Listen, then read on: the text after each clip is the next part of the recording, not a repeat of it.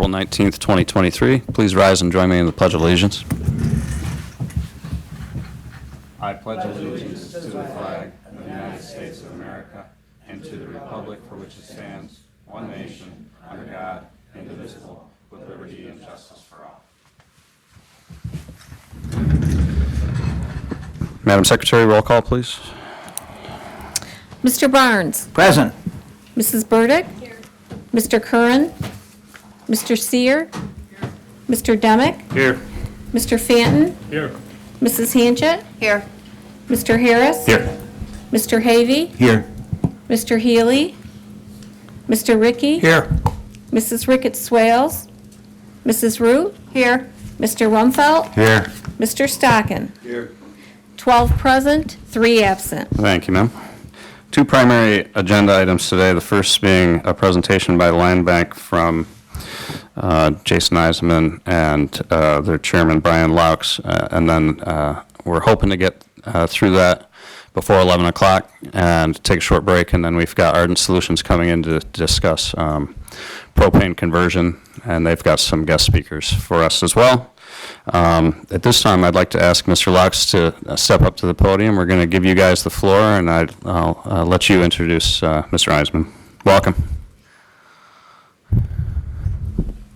How's that? It's great. How are you? All right, great. Thank you, Mr. Chairman, and thank you all the legislators for having us here today.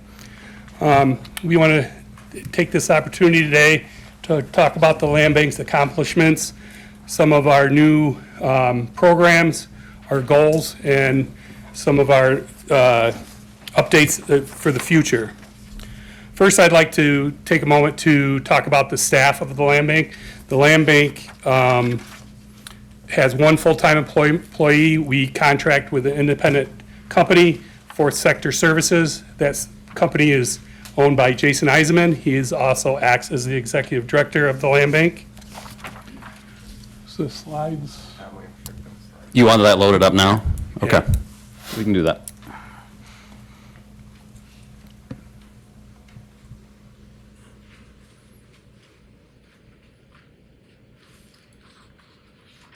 I don't like looking at myself.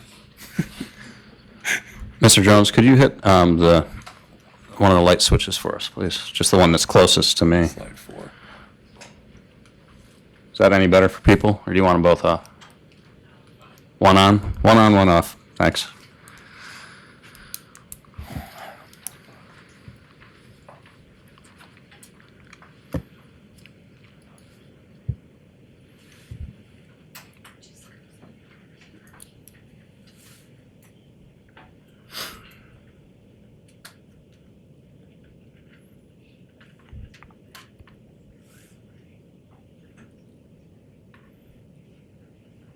It never goes off without it. Tried to print this morning at the Crossroads. It's like halfway through. Print it off. Just if you have all day, it works perfect.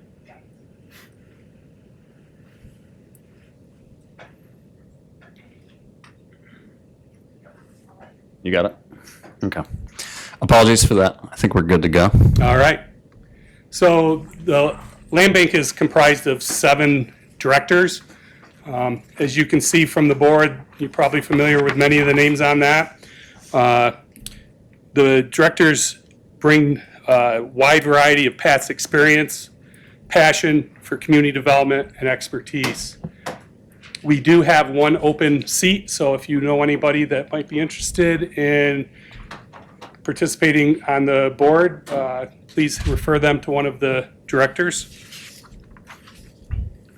You can find all the information about the Land Bank on our website on the board.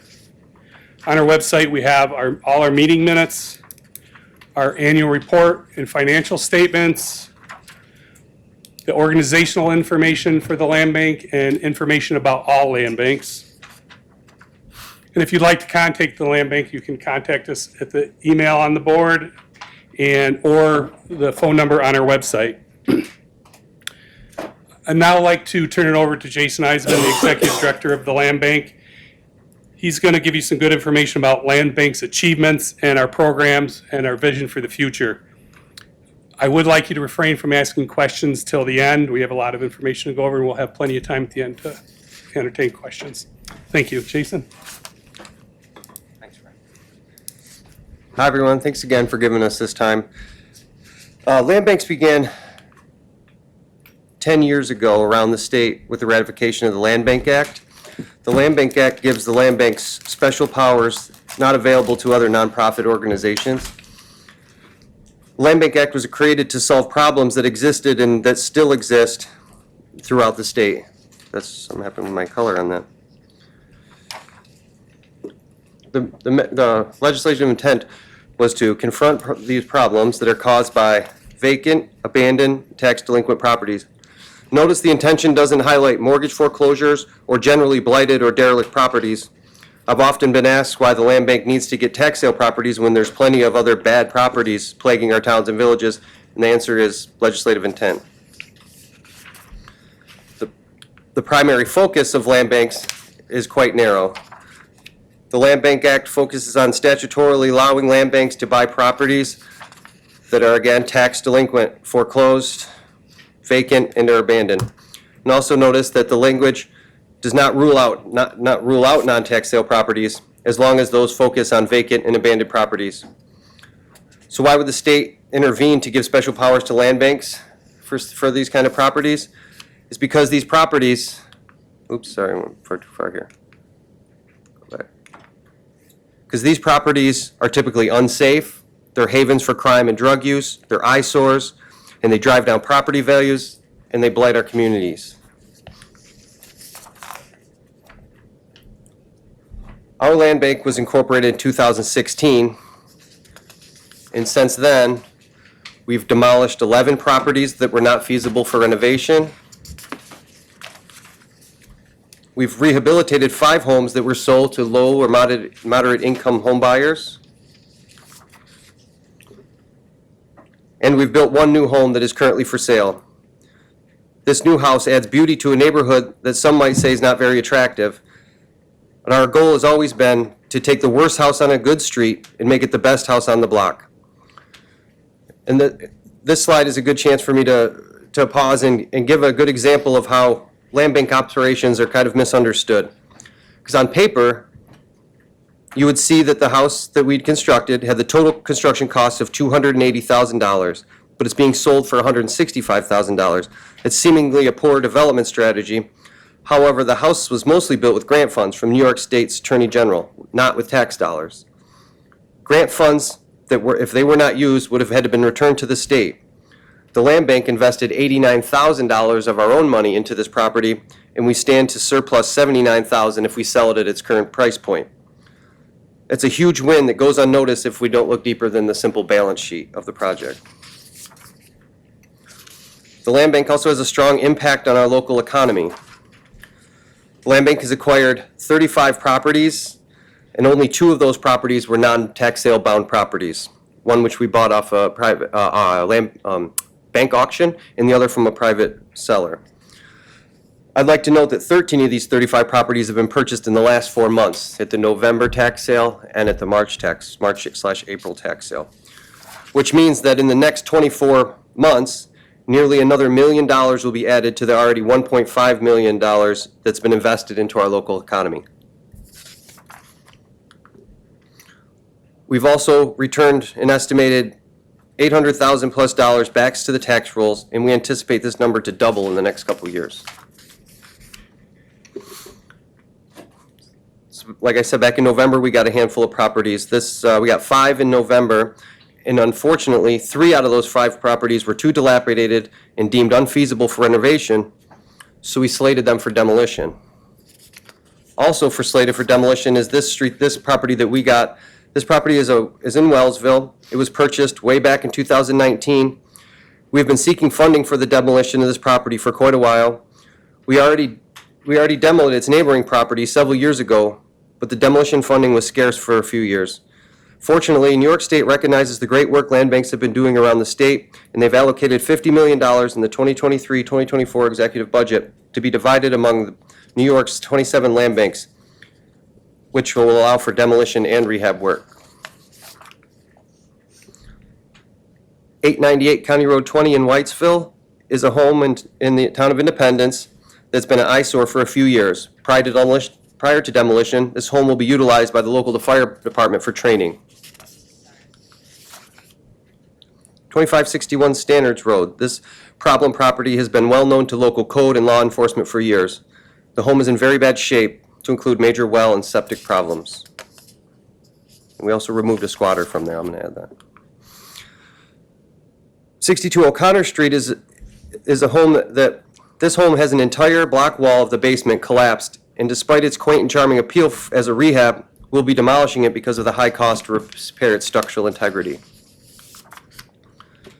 31 Grover Street in Wellsville is a large Victorian that has strong bones but has major water damage and asbestos-containing materials. We will abate the asbestos and turn the home from a single family into a 2-unit or duplex. I'd like to note that many of our intended rehabs, like this one, many of our intended rehabs, once we get into pre-development of the home, we may find issues that change our plan from a renovation to a demolition, because we're buying them sight unseen, as you know. 26 Main Street in Almond. This is a duplex in Almond. It sits on a 100-year floodplain.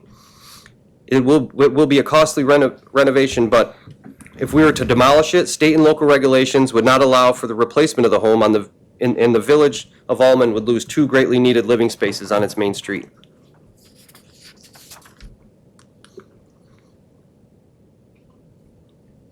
The Land Bank is proud to be embarking on a non-infrastructural project as well. This is an assessment of the conditions of residential housing units throughout the county. We have purchased state-of-the-art technology in the form of a map-based mobile survey software. We are in the process of acquiring college interns to perform drive-by windshield surveys. Surveyors will travel the county and plug their observations into a preloaded questionnaire. They will answer questions such as, does the property appear to be vacant? Is the home for sale? Is the home made of wood, masonry? Is it a mobile home, etc.? And surveyors will be trained on how to rate the home's windows and the doors and the porches, and they'll rate those on as needs replaced, doesn't need replaced, needs repair, does not need repair. There are over 11,000 residential units in the county. We will survey 2,378 of those properties. The properties were selected by random by our team of data scientists. The samples were drawn from groups of properties based on their tax assessment values. Sample groups are broken into ranges of tax assessed values from 0 to 50,000, 50 to 100,000, and so on. The data we gather from the housing survey will be used as a baseline comparison for similar non-surveyed properties in their assessment group. For example, we'll identify a target property that's not in our sample group, and we'll look at its assessed value. Let's say the property is assessed at $80,000. We will plug in the data into the survey questionnaire and find that the target house has a conditions rating of 3 out of 5. Then we will look at the survey results of properties from the same assessment range.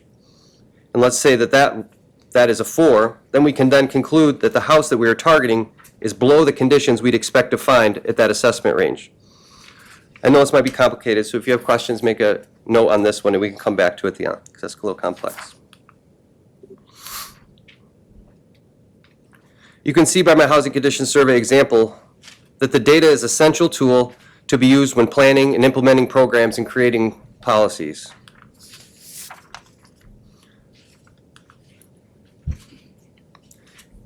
Data is valuable. Companies and governments pay good money to acquire valuable and accurate data, and then they use that data to bring in revenue and investments. We use data to answer questions that without data are merely speculative, hypothetical, and anecdotal. Some samples of these questions are, how many problem properties are out there? Who owns them? How can the municipalities intervene? How many homes sit empty around the county, deteriorating, that could be saved if we had timely intervention? Who owns these properties? Are they safe? Have they ever been on a tax sale? State and federal grant applications often request housing conditions data in their applications, and when an applicant does not have this, the data results in a less successful grant application. Data brings in grant money. Another question, are there enough rental units in the county? Many people say, no, we need some. Some people say, no, we have plenty. What's the demand? Are they too expensive for the average family? What's the average rent for a house in good condition versus in poor condition? What's our temporary emergency housing availability in the county? Would it be better to create temporary housing out of land bank properties than to pay for hotel rooms as we do now? Most of us are aware of the low quality and seemingly faulty data that came from the 2020 U.S. Census for our county. How can we ensure that they correctly count and classify seasonal and abandoned homes? What did they get wrong, and how would we ever know? What is the housing sales market like? Is there a need for affordable housing? Or perhaps it's the availability of mid-range homes that we need. Do we need new construction? Is there a market for it? How is the full market value of a home calculated as we see it on our tax bills? Is it accurate?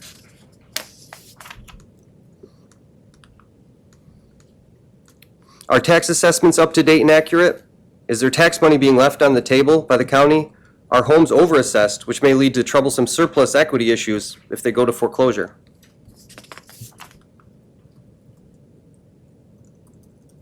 Many grants, state and federal, can be strengthened by not using hypothetical and anecdotal claims in grant applications. If data reveals a need for housing, it will lead to developers coming into the county to build new homes and invest into the housing market quality. Data will justify investments and help subsidize development efforts. This quote is too true when it comes to community development and public spending.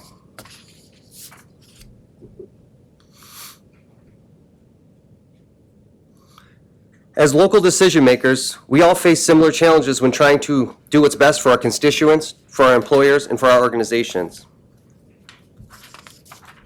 This slide speaks for itself. We don't just need any data, we need accurate and current data.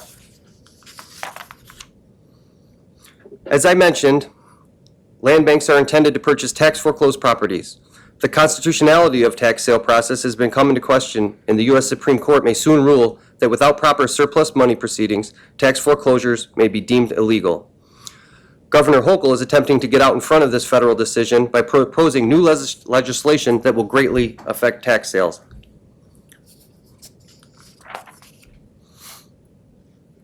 Section 989 of the Real Property Tax Law is expected to change. The current law states that counties such as ours, tax for foreclosing government units, such as our tax collector, they take absolute title, thus extinguishing all rights to the previous owner. The proposed alteration would require the county to account for excess money and conduct surplus money proceedings. But good news for us, there is a proposed exemption that will allow for the county to continue to use the land bank as a valuable resource. The proposed exemption states that properties which are previously recorded on a vacant, abandoned property registry or certified as abandoned will be exempt from surplus proceedings. We need more departments, organizations, and groups to value and support a housing study and other housing and betterment efforts. For example, land bank-owned properties and bank-owned properties in pre-foreclosure where the owner has defaulted, also known as zombie properties, are a hidden problem throughout the county. In order to locate, address, and remedy the problems of zombie properties, it will take a collaborative effort amongst code enforcement, legal professionals, and elected officials. The land bank can assist in bringing in funding to fight zombie properties, but we can't do it alone. The land bank is known for its work that we do in housing and to improve housing and to remove blight. But as we grow, we have expanded beyond our bricks and mortar work, and we've begun some programs to help families and individuals on their home buying endeavors. Not all of our new programs are currently funded, and when we seek grants for infrastructure projects, we lump in and request funding for these new projects in our applications to supplement the rehab and demolition work that we do. Free homebuyer training for eligible homebuyers seeking to purchase a land bank-owned property. This matches buyers with land bank properties as well and provides assistance in locating third-party funding. A closing cost assistance program provides up to $5,000 in a deferred, no payback loan to cover closing costs for qualified first-time home purchasing in Allegheny County. Applicants must complete a first-time home buyer education course.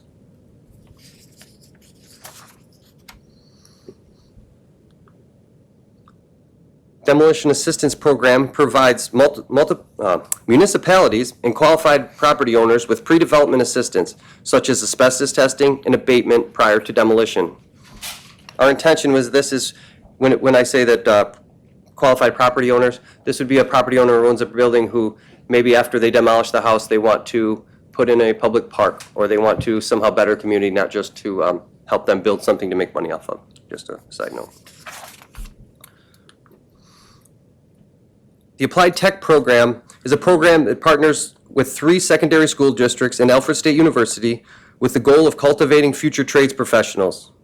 For a few years, the Land Bank has provided support to local building trades education programs. We have had Alfred students work on our Land Bank project sites and have also funded a project where high school students built a shed in their lab, which was auctioned off as a school fundraiser.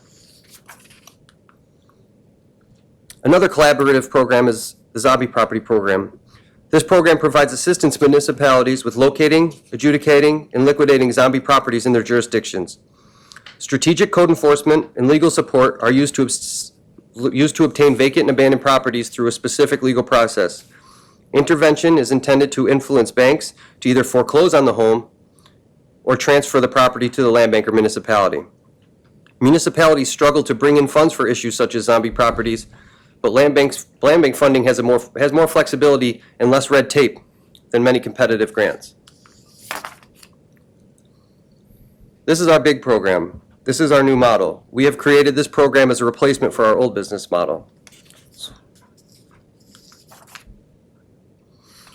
The way we operated since 2016 was we'd first purchase the property from the tax sale. We would then invest into fully rehabilitating the property. This was mostly grant funding that we received from the Attorney General's office. Like most grants, the money had to be spent in a designated time frame, 2 years in this case. The funding was not reoccurring. There were several other housing grant sources available to us, but coordinating multiple funding streams into one project was not possible in the time frame that we had set by the state. When the properties were fully renovated, they were sold through a local real estate agent. This process resulted in buyers taking out mortgages roughly equivalent to the appraised value of the home. The buyers never saw the properties until they were on the market, which didn't allow them to invest in sweat equity or personalize the design of their new homes.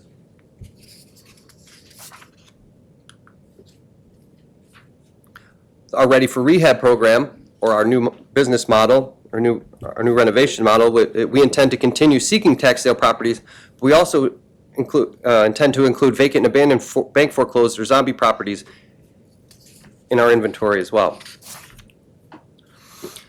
This is where it changes. Instead of fully renovating the homes as we had, we will be spending grant money on stabilization and pre-development efforts.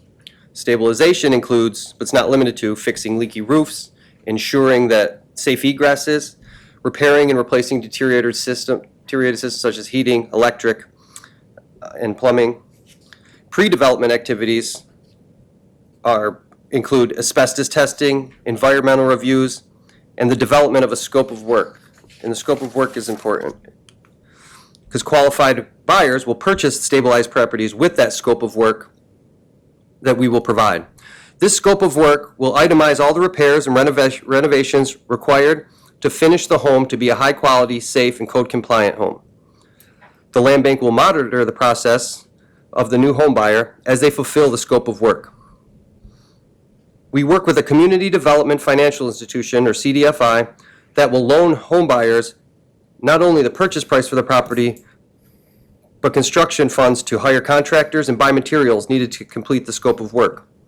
A post-renovation appraisal is conducted before work starts, and the value of the home post-rehab will be determined by the price point for which each house is mortgaged. And then when the buyer secures the construction funding, there is a chance that the post-rehab appraisal will be less than the cost of renovations, creating what we call a development gap. You're going to put more money into it than it's going to be worth.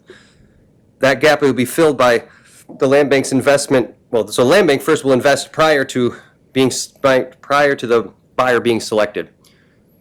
So we're back in the stabilization plan, and then we sell the property under contract, and the land bank's investment occurs first, and then we will work with the home buyer to seek other funding such as AHC, home, and possibly even CDBG funds. The process will take a little longer, but the projects will exponentially increase the amount of subsidies invested into each home.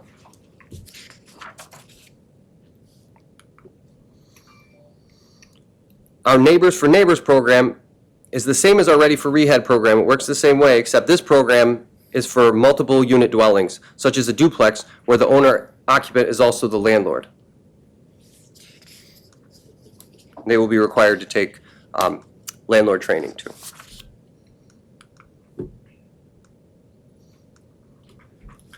This is where you guys come involved. We are asking you today to express a commitment to improve housing throughout Allegheny County. We have carefully thought out 3 immediate actions that you can take to help supplement the land bank's efforts. 1, we are asking for support and collaboration in our housing study efforts. The land bank's housing conditions assessment could be part and parcel to a full comprehensive housing study that includes sales, rental analysis, and reports of housing needs.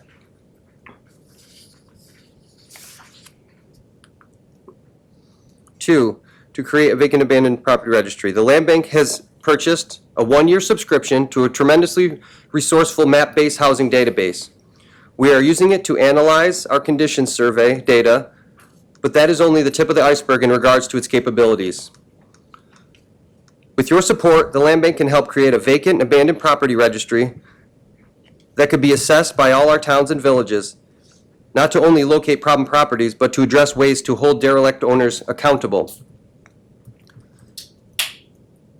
This will also be imperative in our efforts to purchase tax foreclosed properties. In the future, the leveraging funding to remediate these homes and get them back into productive use.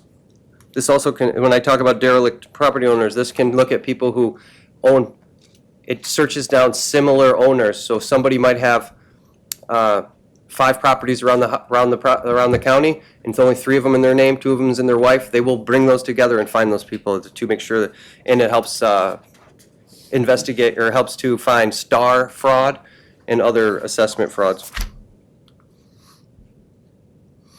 Third, but not least, we're asking that the county draw attention and resources to implementing a protocol for how zombie properties are dealt with in the county.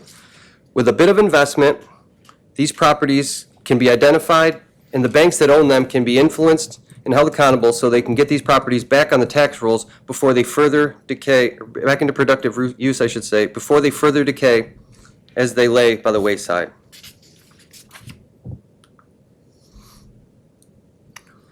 Thanks again for your time, guys. We appreciate it, and please feel free to discuss it, to reach out and discuss any of the information. I know it was a lot, and I probably went pretty quick. We look forward to playing a part in making neighborhoods safer and working with you to make Allegheny County more enticing for real estate developers. With your help, we can increase the strength of grant applications for many organizations and local governments. We're not just the land bank, we're your land bank. We hope you value and further utilize this great resource that is land banking. We're going to open up for questions as Brian hands out. What Brian is handing out is a 10-year report on all the great things that all the land banks in the New York Land Bank Association have been doing around the state. Thank you, everyone. Thank you, Jason. Yeah, we're going to open up for either comments or questions, and I assume Brian and Jason both are available to answer those as they see fit. So let's start out. Mr. Ricky, you got something? Yes, on the first-time home buyer course, how long does that take? It's run by a third party. I can't recall what off the top of my head, but it's I believe Accord runs one that we would either be through Accord if they don't get funding through our CDFI that we recommend. So I believe it's 6 weeks, if off the top of my head, but it might be 4. But it's a multi-week program, and it teaches fiscal responsibility and home ownership. I think it's $100 that, 100 or something, 100 plus dollars that, and Accord already offers that, and we'll work with them. It's income-based, those programs? Those programs we're not held by our income, so we won't rule out anybody, but if we had, say we had 5 slots, and we had 5 slots and 10 people applied, we would judge that on an individual basis on a few different variables such as income and need, family size. Legislator Hanchett? Yes, I was wondering when your windshield survey is going to happen, and when are you, We expect, when will it be completed? our applications for interns are due the end of this month, and we hope to hire somebody by the beginning of June. I want to add, we have twice applied for AmeriCorps workers to come into and we've been turned down both times. Not due to a weak application, they just didn't see the fit. We had the housing all set up with Alfred State and everything, but we were turned down. So any help in finding, people to do that survey would be appreciated, because right now we're working with the colleges and that can be difficult sometimes too. Just to continue on, the housing survey has been something that we have talked about, that it's pretty important, especially as we move forward for economic development and looking at that whole comprehensive plan. So that has been on the table. It's very important for many different projects around the county. Yes, when I started with Accord back in 2016, 17, we knew this was important. It's the Right. first grant application I ever looked at as working in this kind of field. I noticed they all said, give us a housing conditions survey Right. data. Right. And so we tried it at Accord, doing it paper and pencil. That style of doing it, by time you got it all collected, Yeah. those same houses might be in a changed. different position. So Right. this is something that we spent good money on to be able to do it quick and capture it in real time. Good. Because I've called around too, looking for a housing study someplace in the area. Yes, and I know that Chautauqua County, you guys have looked at Chautauqua County's RFP that they put out, and I'm not sure how their conditions portion of that is, but we think it's important that housing conditions be a part of any Housing. survey, even if it was just a market survey, housing, Right. commercial, There's been residential. bits and pieces. And rental units in the county, it really needs to be addressed too, is in our opinion. Thank you. Mr. Healy? Thank you, Mr. Harris. AmeriCorps, refresh my memory, is that state or federal? That's a federal program. That's what I thought, and you didn't qualify, or they didn't have enough people? No, so we've applied multiple times, and their answer is always, we've accepted your application, but we've chose other projects. They tend, because it's a federal program, this is kind of just my opinion and from working with all these grants and trying so hard to get these grants over the years, they want to send their groups to high-profile projects in cities and Okay. Can you give me a contact person? yeah, so they have multiple programs. So they have a Vistas program, they have a NCCC program, and they're more likely to do bricks and mortar projects that we weren't set up for. This kind of data collection, this didn't seem like in their purview. They wanted to send their personnel to more. For sure, I'll write myself a note. I had another question for you there, if I might. You mentioned most of your funding is from the Attorney General. Our first few rounds of funding. Right. I'm somewhat familiar with the land bank. Dwight and I once served on that board,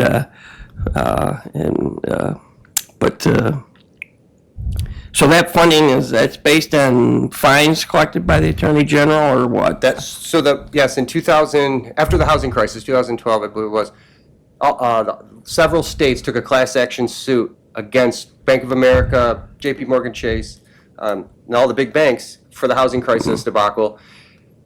In each state received a settlement through the Attorney General's office, and the Attorney General's office in New York State pushed for the start of land banks to dole that money out, because they wanted that money because it was a result of deteriorated housing stocks. They wanted to make sure that went back into bricks and mortar. So the Attorney General money was 2 different lawsuits that they ended up doling out, and that money is gone. So now once that money ran out, the state looked at all the great things that the New York Land Bank Association did with that money, and now we're actually on the executive budget for 2023, 2024 for $50 million with the possibility of extending it into 2026 with another $50 million. So now it is tax dollars in the support the program. This coming up forward, this will be, I'm not sure where it's allocated from, but it's in the budget, so it's, Tax dollars. Yeah, okay. The first round of funding from the Attorney General was very restrictive.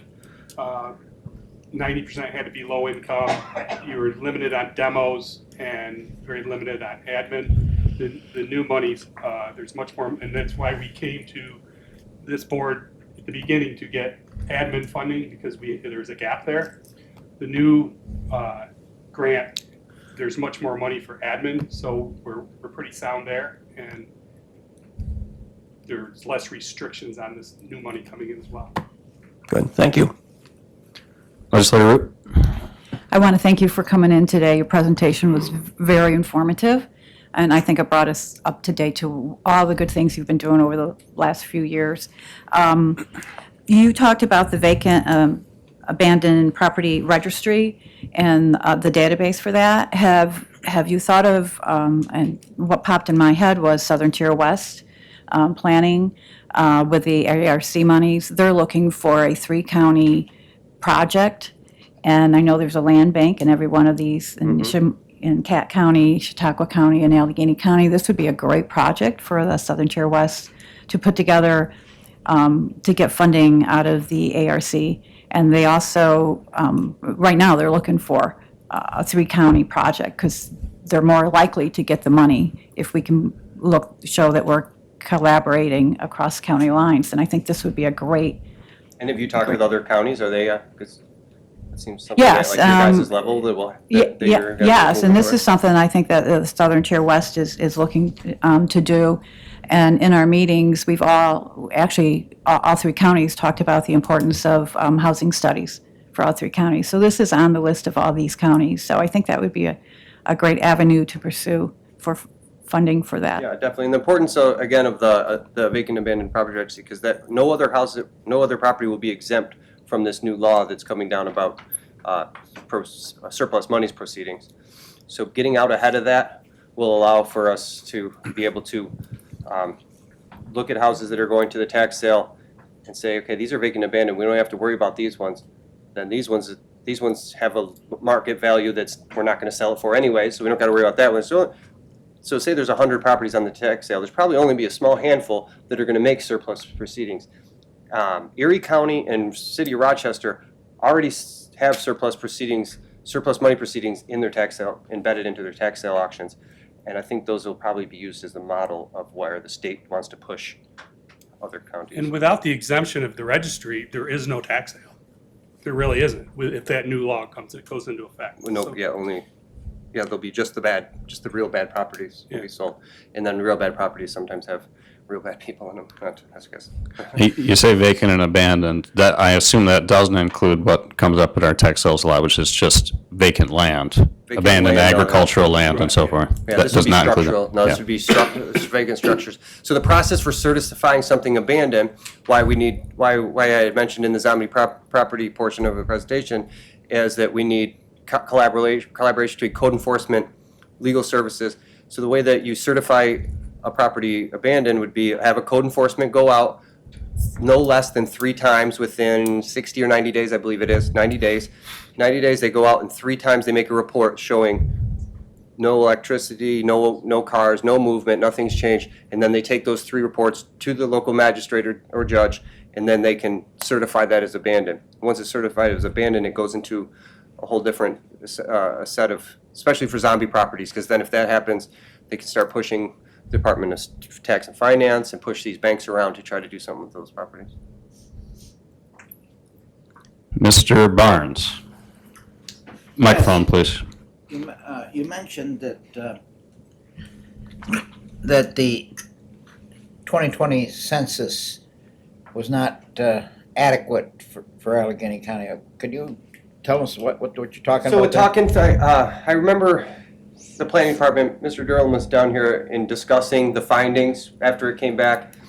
And the findings of vacant abandoned properties And housing in general, the swings in some of the numbers from 2010 to 2020, there was more properties than in 2010. So which was right? Did we build a bunch of houses, which I don't think we did, or was 2010 wrong? So there's just discrepancies that drew up red flags from the planning department. And vacants is a big one, because you can see that if you look at the USPS vacant registry, it says that there's, I believe, 217 vacant properties, vacant structures in the county. So I went through and I looked at each one of our properties, which have been vacant for years, because they went through tax sales, and all of them say owner occupied, owner occupied, owner occupied. So there's a lot of things that are just, a lot of data is just sliding through. And the 2020 census happened very fast, and they're not training these people the way that we would want them to be trained, right? They're just going out and gathering data. And they might walk by a house, say, oh, there's kids' toys on the porch, occupied, when those toys have been there for 10 years, you know? Another question while I'm at it, and that is the Clark Street property in Wellsville. If I heard you correctly, you said you spent $285,000 to rebuild that, and you're going to sell it for $165,000. We can only sell it for its appraised value. So because of the housing market, that the county can build up their housing market, that could be higher. We can't oversell properties, but it costs $280,000. It probably costs about $325,000 now to build it in this market. So we build it for $280,000. But like I said, we put $89,000 into it.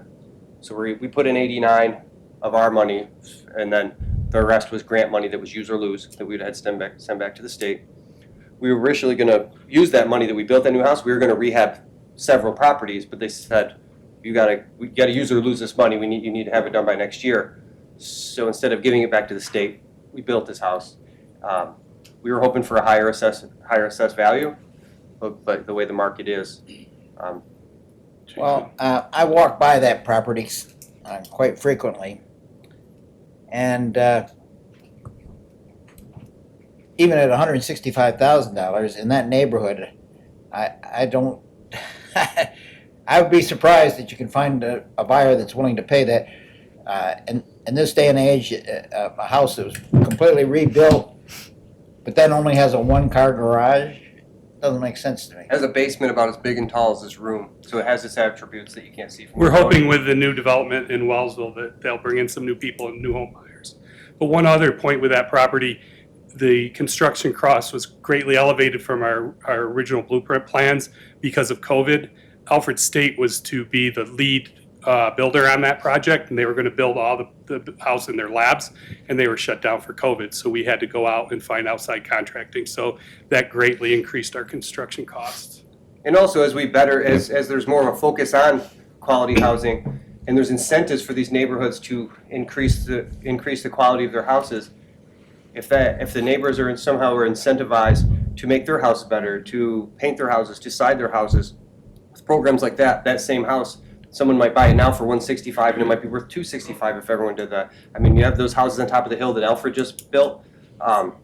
They're not that far away, you know. So it's right at that barrier. It's down by Alfred campus. So it's a really nice property for the right person. But that is the negative thing about it, and that's sort of feedback we get a lot. It's like, it's a neighborhood. It's a neighborhood. Neighborhood isn't terrible. It's not. I don't see many police interactions there as I do on. We have houses on Grove Street, which Grover Street. Would you consider that a bad neighborhood? I see police down there, I've seen troublemakers down there. I don't see that in this neighborhood. So it's the Had a site of it. stabbing there Where? on Clark Street. Street Yeah. recently? I don't know that, but it's a lot of it is visual. So if we can incentivize people to fix their houses up people don't side their houses because they don't want to get tax assessed off of it. It's a lot of it is just working with the community as a whole. Thank you, Jason. Legislator Demick, then Legislator Root, please. Thank you, Mr. Chairman. As most of us here know, that we are doing a space needs study and land use study for the county. There's no doubt going to be some property that's not feasible for the county's use. Is that something we can look to you to maybe, some of it's going to need some demolition, some of it may be vacant property? Is that something we can work with you on? Vacant land's not really our bread and butter unless we're going to build on it. Right? But as far as working together to do multiple structured demolition projects, scattered site type of stuff, instead of ripping down, like, some land banks buy a whole block and then they tear it down. We don't have that kind of Right. environment. So we do scattered site. But yeah, definitely, that's what the demolition assistance program, that would be for, help the county out. We could go in and save you guys on prevailing wage, save you on on different costs, do the environmental testing, front load all that stuff, put it into the land bank so it's being held tax-free while it does that. We seek those grant funds, and then we could work with the county as how they get disposed. We could sell them, give them back to you if there's, or to transfer them to. So yeah, definitely there's a. Could it be strategic commercial style property, not just, We actually, this new Housing? this new state money allows for construction, mixed use, and even brownfield activities. good to know. Thank you. So one point to that too, as far as our original mission is, the idea is we're not gonna buy a property out in the rural area and fix it up or tear it down because it's not improving anything. It's not improving the neighborhood. So our mission was really to find that one house on the bad street, on a good street, and make it better so that all the houses' assessments go up, and so that's why we kind of avoid vacant land in rural areas. The money goes through HCR. So through HCR, the HCR wants to see strategic plan. They don't want to say, well, we have this house. They want to say, oh, we're going to work with the county and we're going to tear down this one, this one, this one. This house is going to be a park. This house is going to be turned into a county garage or a site for salt storage or something like that. So as long as it has a plan, they're really, really open to a lot of different type of projects. And at the same time, any pushback, you have to have public hearings. So if we wanted to tear down, say the house in Almond that I mentioned, we didn't know that the village was really thought they needed spaces on their main street. We were going to tear it down because it's costly rehab, but they came in and said, the mayor came and said, please don't tear that down. Is there any way we can get around that? I talked to HCR and they said, if there's one person, I don't care if it's the neighbor or the mayor, if one person causes steam, we're not tearing down any property. They're not. That's demolition's off the table. So it's supported demolition. Right, and what we'd possibly be looking at is because we're not going to see it feasible, you may end up with a property when we're done as a building site. You know, if that's something that works for you, it's just something Yeah, and we can work on. yeah, for in sure. good And I know spots. there's also properties that I didn't put in here, but there's properties that exist that didn't sell at the tax auction, but the county never took control of them for liability reasons. They don't go back on the tax rolls, but they don't own by anybody. And those properties could be addressed, and those properties could be banked in the land bank with a little bit of money for us to mow the lawns and we can hold them, board them up, do our stable. You usually tell us that we anticipate $10,000 per property to stabilize it. That's to hold it, to shovel, to mow the lawn, to fix anything that's a real danger to the neighboring houses, and to hold it. So that's our stabilization process. So you could put any properties into the land bank and hold them there and retrieve them back out of there if you're invested too. So it's a way to hold them tax-free where a plan comes up with them. So we don't always need a plan to start them, but once they're into our coffers, then the planning can start looking at each one, because each house is always going to have its own story, its own determination and disposition. Legislator Root? That was very interesting. I have two questions. What is HCR? Homes and Community Renewal. It's an office of the New York Office of Community Renewal. Okay, and you also use CDFI. Could you explain? We don't know what these acronyms Okay, are. CDFI is a community development financial institution. The one that we will be working with for our buyers is Home Headquarters out of Syracuse. There's not many in the state, but they have unique powers because they're not backed by FICA, by the market. They're backed by government, by the government. So they can take more risks. They loan to more first-time home buyers, to lower income people, and they have a pretty good record of not being defaulted on. But it happens. Those are backed by. It doesn't affect the market. And it doesn't ruin the person's lives. That's backed by government. And that's the institution that are willing to loan based on the rehab of the scope. Yeah, the scope of work. I don't know. Is anyone familiar with HUD 203 grants? HUD had this thing for years where you could apply for HUD, and they would give you construction funds. It was almost impossible to get. When you say in the housing community in New York State, you say, "What about a HUD 203 grant?" We're like, "Oh, it's just so much paperwork state and federal, they just weren't worth it. And they're trying to vamp that up. And so the CDFIs came in to fill that gap where HUD was failing.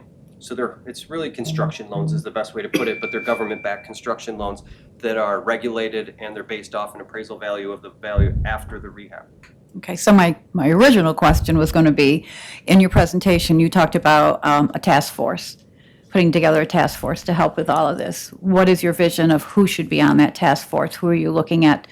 Who are you all trying to get to be on that task I force? envision us, maybe county representatives from real property planning, representatives from towns, maybe, Accord, maybe, Arbor Development, Cattaraugus Community Action, maybe, those people who have vetted interest in housing stock and home buyership.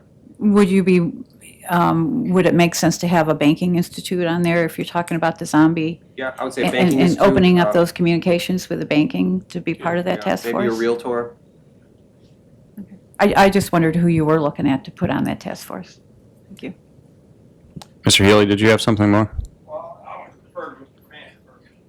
Well, as Mr. Healy stated before, we were on the committee when it first set up.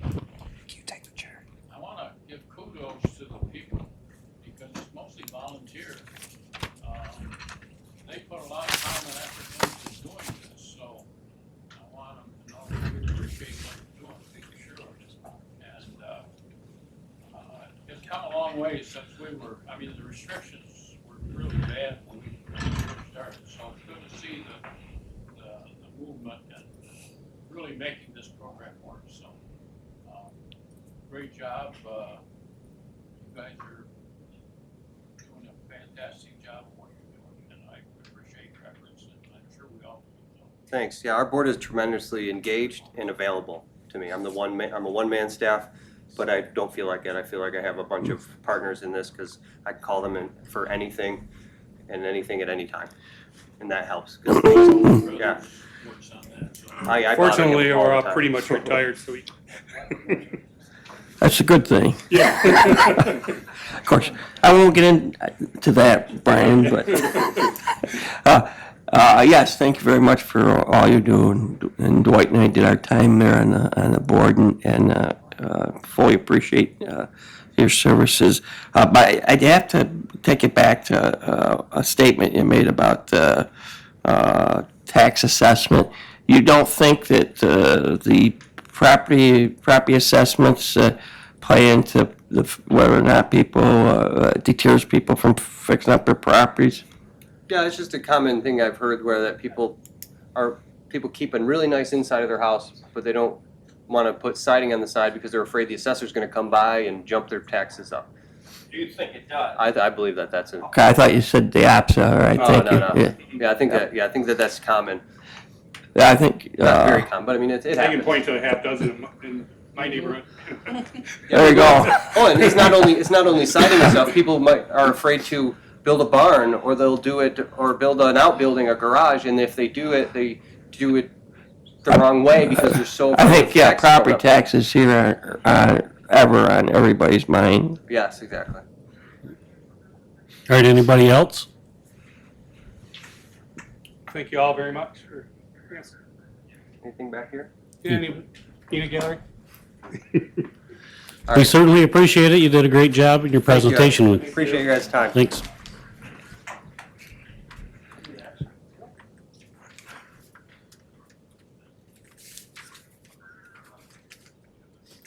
See me getting down with the new meat.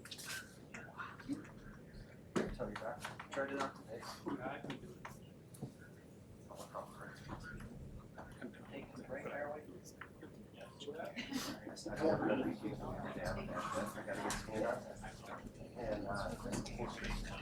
And,